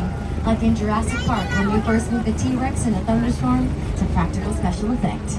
I'll show you what I mean in person, but first let's check in with the Today Show co-anchor and weatherman, Al Roker. Time for my favorite part of the tour. Weather. When it comes to film and TV, it is truly a special effect. In fact, to demonstrate how weather effects are created, we debuted our first major attraction here on the studio tour way back in 1968. Okay, Mr. Roker, yes, the flash flood did debut here in 1968, but it's 2024 in time for that weather demonstration I was telling you about. The guys in the weather booth are going to show you how we can create a thunderstorm seemingly out of nowhere for productions. Boys, do you mind queuing up? Thank you. We got the thunder and lightning going for us. That's just strobe lights and a speaker system, playing those effects in time with one another above the tram or camera. All right, boys, we got the thunder and lightning. Let's cue the rain now, please. We got it, thank you. Okay, so this is caused by advanced technology we are so lucky to have in our studio. We call this a sprinkler. Yes, it's just like what you have at home. But what we do is point those sprinklers up. That way, gravity, because all the work, it brings the water down to the earth naturally, so it looks like the real stuff. And notice how the water's only in certain areas? That's on purpose. It's to conserve water. Wait, part 3, what's up? What do you mean water's rushing towards you? Is it windy, the rain? Wait, the flash flood. It's still here and headed for the tram. Oh no.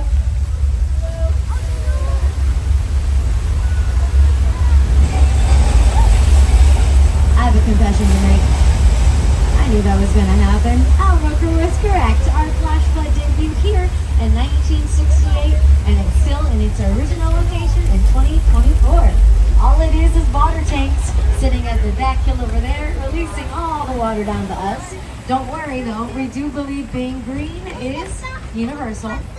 Sorry, I had to. So yes, we do recycle that water right up to those tanks, and that demonstration happens about every 5 minutes or so here on the tour, or in movies like Big Fat Liars starring Paul Giamatti, Frankie Muniz, and Amanda Bynes. And of course, how can I forget, Paul Giamatti's stunt double featured right here. I'm just saying, not all heroes wear capes. Sometimes they get hit by a flash flood. But our exit from Old Mexico is going to be a lot smoother and drier, because as we leave Old Mexico behind, Joel is now taking you into the Old West. Welcome to 6 Points, everybody. Universal's Western sets in the area of their studio, where the studio tour got its start. This is where our founder, Carl Lemley, would invite audiences in to watch our silent westerns. And then on the way out, guests just like yourself had the opportunity to pick up a dozen of eggs to take home at the exit, or a chicken sandwich to go. Because if you can believe it or not, the theme park you've been enjoying today and the movie studio Joel has been driving us through started off as a chicken ranch before anything else. Yeah, it's crazy to think about. We're literally building a roller coaster in the side of a hill. It's wild. But since the days of chickens walking around, tons of your favorite Hollywood stars have moseyed up and down this very street, like Brad Pitt, Quentin Tarantino, and Leonardo DiCaprio, as they were filming Once Upon a Time in Hollywood right here at our studio.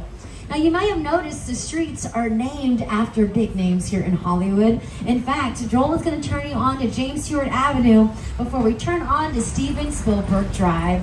You can see the street sign right over here to your right. Do you know this street sign is one of the highest accolades that Mr. Spielberg considers he's been ever given in his entire career?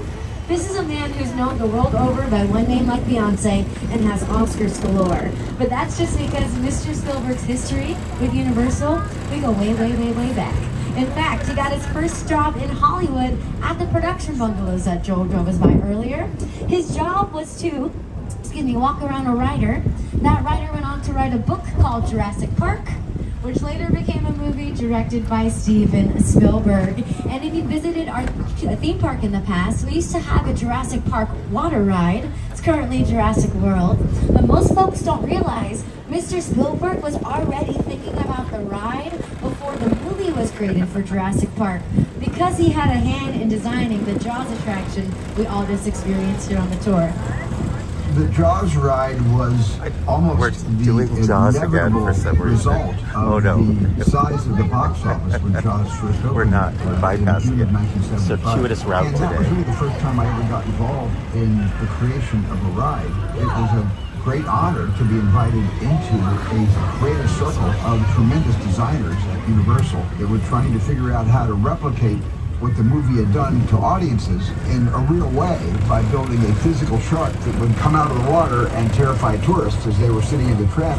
It's hard to believe any other director could have directed Jaws, but that was almost the case. because Steven Spielberg was only 23 years old and not a household name as he is today. So we were going to give the film to another director. However, at the final meeting, that director kept referring to the terrorizing great white shark as a whale. Magnolia Brought Lane that to on the his left. attention as a studio. Desperate That director didn't Housewives. see a difference between a whale and shark. We wanted Jaws to be more of a monster scary movie, so we ended up giving the film to Mr. Spielberg to direct, and the rest is movie history. He's even gone on to executive produce films with Universal, like Back to the Future, which leads us to our photo opportunity. Here to the left, you will see the Lion Estate signs that were featured in Back to the Future. That is the gated community where Marty McFly lived. Live in the house of tomorrow, today. However, those are not props from the actual movie. Nope. A fan of Back to the Future, a regular person like you and me, recreated that at home in celebration of the film's 30th anniversary. Which goes to show you the stretch and impact Mr. Spielberg has here in Hollywood, which makes us so happy he considers our studio his home. My entire career began with my relationship with Universal Studios just as a high school kid on a tour bus. Remember, in those days, there weren't trams, there were buses called the Gray Line Tour Bus. And I was so excited and thrilled to be on the lot. It was my first time ever on a movie studio lot. I can definitely agree. I remember my first time here on the studio tour, being able to take in the lot and all it has to offer, like getting ready for Halloween Horror Nights. Over here to your right-hand side, everybody, you're seeing some construction for that Halloween Horror Nights event I was mentioning back in our little Europe sets from September 5th all the way to November 3rd. You could come on back to our theme park and parts of our movie studio and walk through one large haunted house. So you could come on back and walk our iconic backlot and walk by these picture cars that you see here, the ones featured in the Fast and the Furious. Now, a picture car is just any vehicle that you end up seeing on screen, which is good to know. We have a quick getaway ready to go because the guy who lives at this next place, well, some who visited him like to say he's kind of a psycho. Yeah, do you see what I did there? Do you see what I did? Because Joel gets to drive us by two of Hollywood's most iconic sets. The Bates Motel and the Psycho House from Alfred Hitchcock's Psycho. As we stop for pictures, does anyone want to take a quick break? Grab a quick shower? I'm kidding. Do not do that. Do not do that. But you get some great pictures of the Bates Motel and the Psycho House. Uh-oh. Okay, I don't know if you guys can see him, but it looks like Norman Bates is home up there on the Psycho House. I'm so sorry. I thought he would have taken a couple months off since there's so much construction here at his house. But I think I have an idea. Okay, so just follow my lead, play along. I think I can get us some photos and get us by unscathed. Okay, here we go. Hi, Norman. How are you, babe? So sorry we did not call first. Good to see you. Actually, you are our first celebrity of our tour. Do you mind maybe coming down, taking some pictures, signing some autographs from any friends? Yes, thank you. I don't have a pen on me. Norman, do you have like a Sharpie or something? Yeah, you're just gonna grab your pen? Norman, that's not a pen. Okay, I'm so sorry. We should have called first. But car 4, since we're safe, you're on your own. Okay, bye.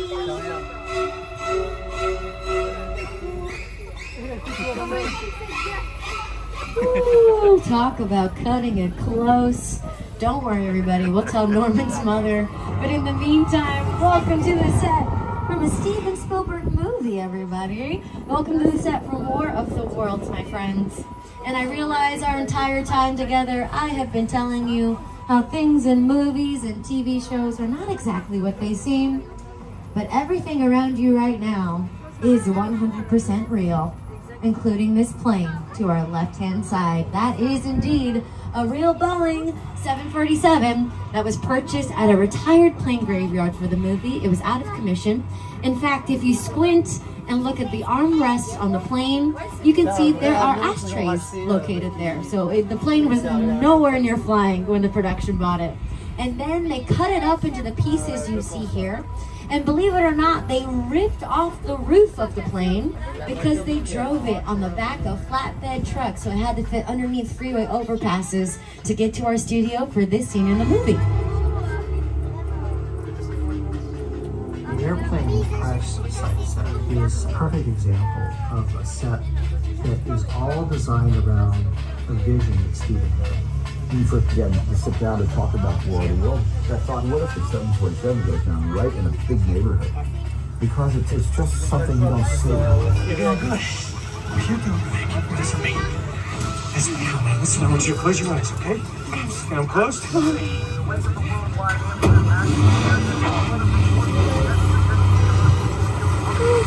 Robbie, get in. Get in. Real talk, if we just survived an alien invasion, walk out of the house and see all of this, you would not have to tell me twice to get into that car. Now, Joel is actually driving us in the same direction that the car is located here on your screen. And if you can believe it, it took the production about 3 months to build this set. They utilized it for filming for just about 2 weeks. And then, get this, we only see it on screen for 4.5 minutes of an almost 2-hour movie. That is just because Mr. Spielberg is a huge fan of those practical special effects I've been talking about. Things that can happen in front of the camera on the day of filming. So not only us, the audience, go on an emotional journey, but so do the actors and characters in the film. Because in that scene I just showed you, Dakota Fanning, the young girl in the film, they actually did not let her see this set until they called action. They blindfolded her as she walked in. So her reaction you saw was really her taking in the set and freaking out and wondering what's happening. We instantly are intrigued and we go along on the story. So practical effects really help that right away. Now usually when a production is done or wrapped with filming, we ask them to strike their set or go back to a clean slate. But we love the look of the set from War of the Worlds so much. We asked Mr. Spielberg if we could keep it for the studio tour. Having a history with us, he of course said yes, but on one condition. No other production can film in here for 5 years after the movie was released. That way, when folks would see this crash site set, they would only think about War of the Worlds. But after that 5 years was up, tons of productions utilize this set all the time.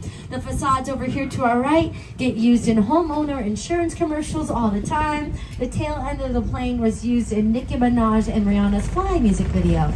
Now we're going to fly you over to a known UFO hotspot as we are about to enter Jupiter's Plane, featured in Jordan Peele's latest movie, Nope. Now it's too late to run and the trams can't go backwards, so good luck, don't look up, and welcome to the world of Nope. Movie magic only happens when a team of collaborators, often in the hundreds, work together to take an impossible notion and bring it to life. This is Jupiter's Plane, a nostalgic, small-time Southern California amusement park owned by former child star Ricky Jupe Park.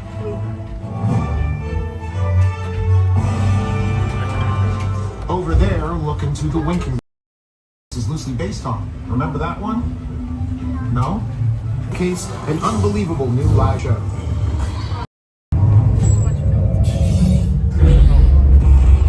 Welcome to the world of no.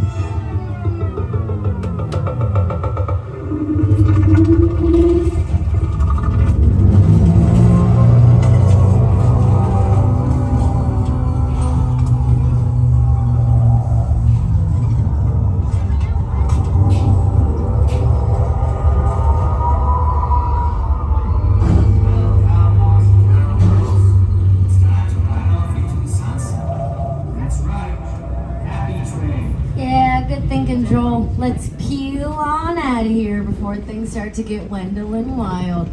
Now, if you're a fan of Nope and video games, they will be releasing a video game where all the characters are Funko Pops very, very soon, so I'm very excited about that. I'm also excited to take you to this next part of the studio tour because you're in for a treat. Joel and I have a surprise for you. We are taking you into Sullivan's Truck Repair. This is a known street racer party hangout because we have planned a very special party for all of you before we take you back to the theme park. But, oh, okay, this is so embarrassing. This is not the party package we bought. Okay, we bought the VIP package. We're supposed to have, excuse me, can you tell me what's going on here? My name is Roman Pierce. Hello. Nice to meet you. Enchanté. My buddy Howard down since the snatched Sean for a while. We brought you in our secret spot. Wait, what? We're having a few friends over. It's a little messy. It's all good. The more the merrier. Especially you right there in the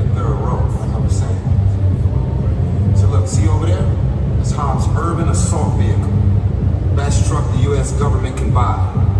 But that work of art back over there was made by my man Tej. Think of it as like a Mona Lisa on wheels. Excellent. So did you break it down to them? What's that? You had one job. That's big. Meet you in there. Top, I suggest you clear out of here, otherwise we can't guarantee your safety. Guarantee my safety? I'm the one holding the gun. Yeah, but mine's a whole lot bigger than yours. Hobbs, escort this novice out. Let's go, Cookie Puss. You got an ugly suit on, man. It's cheap. Somebody out there really pissed off shot. Are you kidding me, Roman? You didn't shut off your phone, bro? I gotta call you back. I'm in the middle of See what I'm talking about? Call you back. Man. It was on vibrate. Short trace this. Hobbs can't hold him forever. Letty, Roman, we're up. Driver, move that vehicle. It's about to get real interesting. My Mona Lisa's all warmed up right next door. Roman, grab your truck. I need you and Letty ready to roll. Okay. Yeah, go ahead and put on your 3D glasses. You know, just in case Joel has to get fast and furious getaway here.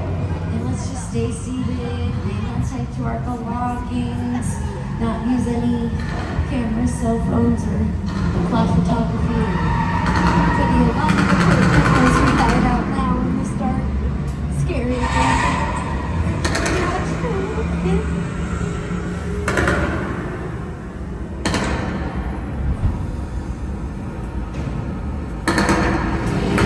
Which one of you is the witness? Speak now or you all get fried!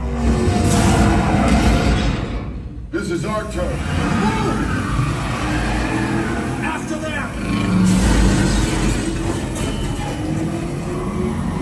Okay, guys, it's showtime. Cover the left. This thing ain't moving fast enough. Roman, Letty, hook him up. Hit it! Now we're moving.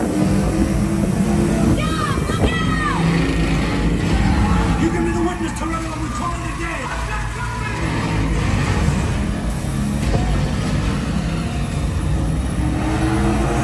The witness is mine, Letty!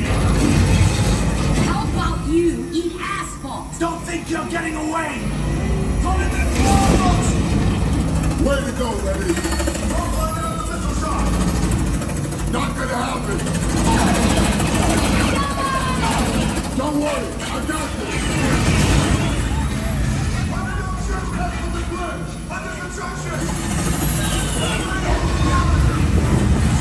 Hit the nitrous. Ride or die.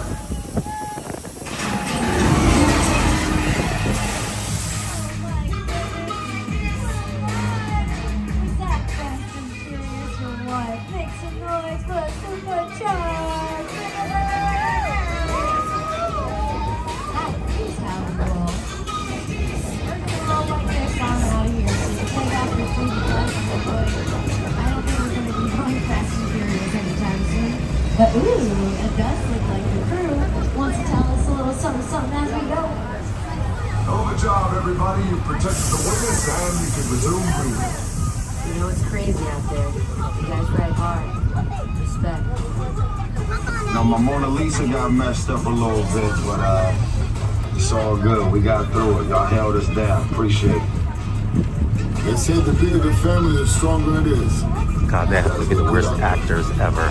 Welcome to join our crew anytime. Oh my goodness. Did you hear that? We are now a part of a street racing crew. How awesome is that? And speaking of people who are pretty awesome, let's make some noise for our driver Joel, everybody, for that Fast and Furious driving down the streets of LA. It was the jump over the ramp over the ocean in a 4-car tram for me. That was insane. As you probably guessed, we are wrapping up your time here on the world famous Universal Studios tour. But before we head back to the theme park, let's throw things back to my co-host Jimmy Fallon one more time. Over the past 6 decades, the studio tour has taken guests on an amazing behind-the-scenes look at a movie studio in a way that only Universal can. I hope that you had a great time today, and on behalf of everyone at NBC Universal, thank you for joining us to celebrate our diamond anniversary. Here's to another 60 years. Yes, thank you all so much for taking time out of your day to join us here at the world famous Universal Studios Tour. We hope you enjoyed your trip behind the scenes. And while you're joining us today, make sure to download the official Universal Studios Hollywood app. It gives you minute-to-minute park information wherever you are, like wait times for Super Nintendo World, show time for Water World, and some of our restaurants you can even mobile order directly through the app wherever you are in the theme park. I'm just saying you can get a lard lad donut wherever you are today. Highly recommend it. And make sure you check out the Fandango at Home sign when you exit the tram. Scan the QR code to check out some of your favorites that you can buy or stream from the last 60 years here on the studio tour. And of course, you can always check out www.uphe.com or any of our retail stores while you're here at our theme park. But right now, it is time for your martini shot. Don't worry, that means everybody can enjoy. It's just the last shot of the day on a film set. And what a beautiful one we have over here to your right-hand side. Now, I might be biased calling it gorgeous because that's my hometown over there, everybody. That's the beautiful San Fernando Valley. So like whenever you like hear like a valley girl like on TV, that's like where they live, but we don't always talk like that. You also can see ABC Disney Studios and Warner Brothers Studios over there. We like to say we look down upon them only because we're on a hill. That inter-studio cooperation is still a thing. Even in our theme park, if you visit the Wizarding World of Harry Potter today, that's our collaboration with Warner Brothers Studios. But before we head to the load line, let's make some noise for our driver, Joel, one more time! You've all been amazing. I've been Maisha, and as we say in the movies, that is a wrap. Thank you so much for joining us. Don't forget to drink water. Bye!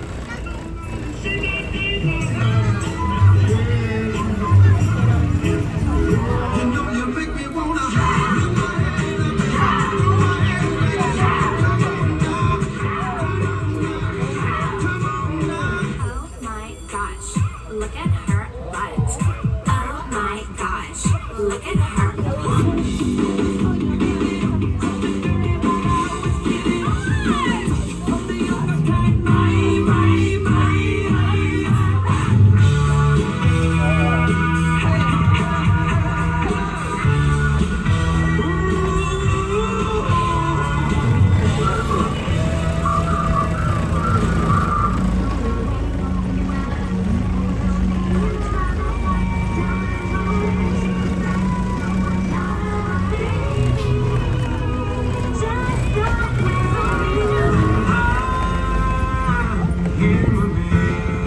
I dedicate this next song to all of you.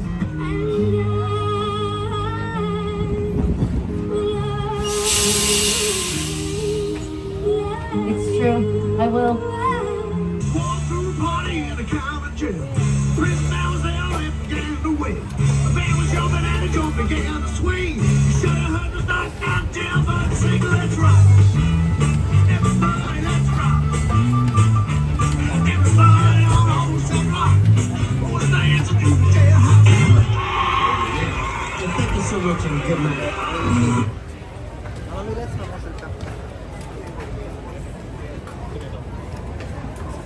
Oh, boy. This video has been going on for like 2 hours, folks. Let's look at the wait times really fast, and then I'm going to say adieu. But first, 15 minutes for Harry Potter and the Forbidden Journey, 25 minutes Hippogriff.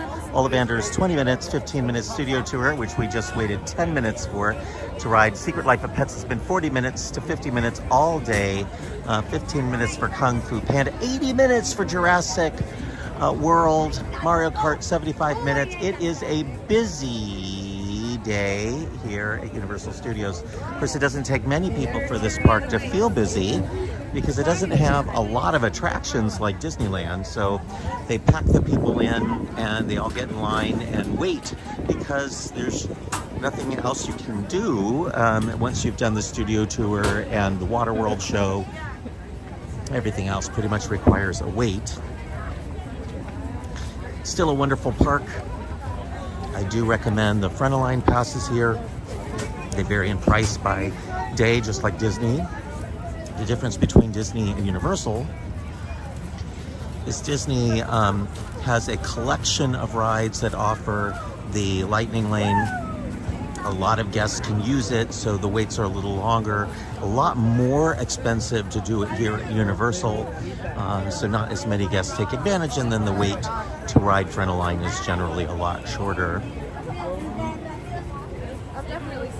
So the front of line doesn't impact the standby line here as much as it does at Disney, because the price is so much higher. So Universal makes the money, but doesn't impact all of the guests quite as much. Curious what you all think, which route you like better. Should it be cheaper and then make all the lines in the whole park crazier, or should it be more expensive and impact the lines less, but then less people could afford to use it? There's a drink station here, super long line. Never seen so many people waiting to buy a drink after the tour, and then restrooms that they built down here a few years ago.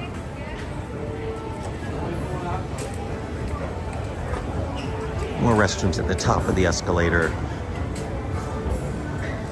But after an hour on the tram tour, some people can barely wait.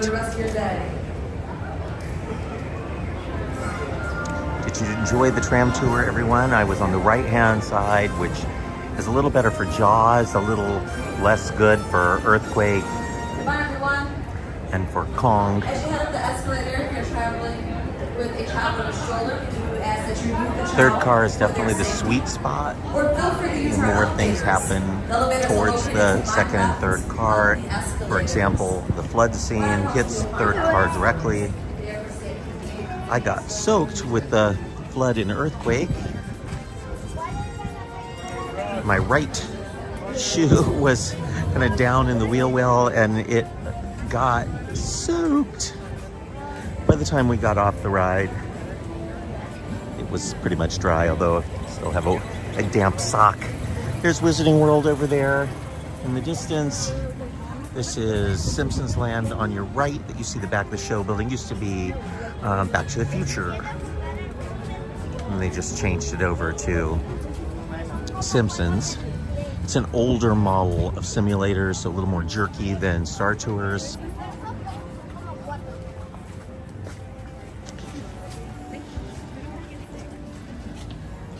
Heard lots of different accents of guests getting off the tram tour. So they're definitely pulling in visitors from all over the world today.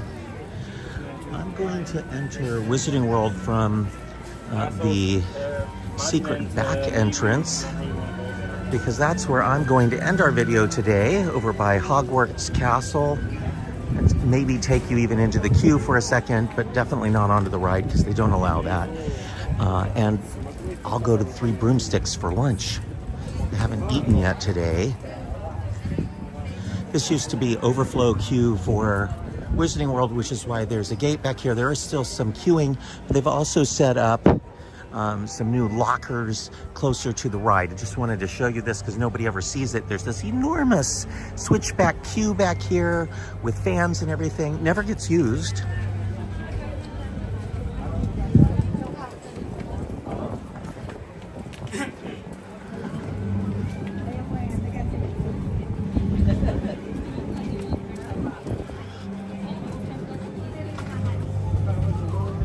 It's been a long time since I've done a video quite this long. I enjoyed spending my time with you all today. Had the long drive in from the desert this morning. Got to do the previews of 2 of the new haunted houses for Halloween Horror Nights that you'll hear more about next week.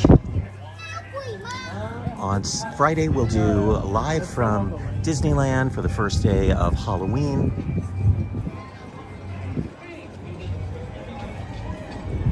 So lots going on, and then next week I'll be at the first night of Halloween Horror Nights in Orlando, and maybe we will even make it over to Epcot for food and wine.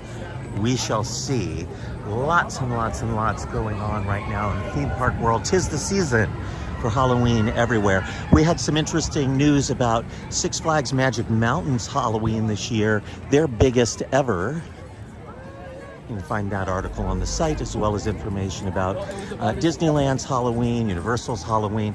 There is a special dedicated page for all things Halloween on Mice Chat right now. The whole site has been redecorated for Halloween by Anthony Hayes, our graphic designer.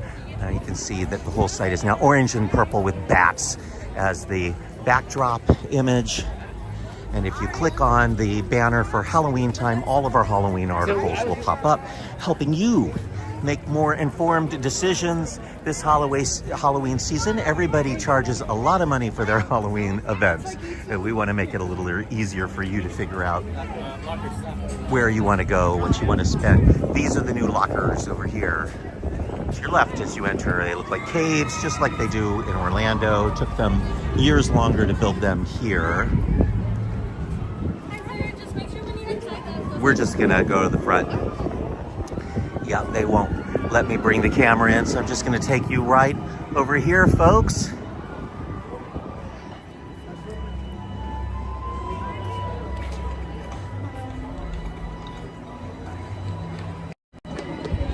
And that's our video, our 2 hours at Universal Studios Hollywood, where you can ride the movies. We walked through the upper lot, the lower lot. I showed you the Wizarding World of Harry Potter construction for Halloween Horror Nights. We took an hour-long tram tour, and now here I am at Hogwarts School of Witchcraft and Wizardry. The witches and wizards have just returned for the season, so it is the start of another season here at Hogwarts. And this is where we'll end our video. Thank you for joining me, everybody. I'll be back with you again on Friday for our regular live, this time, the spooky season at Disneyland. See you again real soon, I promise. Thanks for watching. Bye-bye.